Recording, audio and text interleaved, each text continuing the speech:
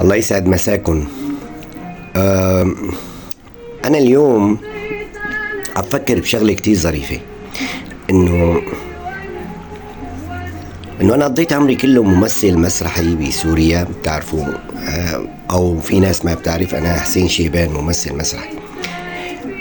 كنت أحلم إنه أمثل بمسلسل مع هدول الكبار، يعني مثل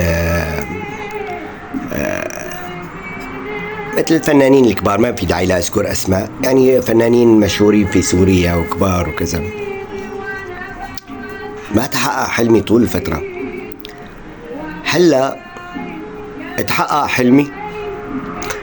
كلياتنا عم نمثل بالتيك توك. الكل ترك التمثيل ولحق التيك توك، يعني أنا هلا ممثل مثلي مثلن. شي بزعل، والله شي بزعل.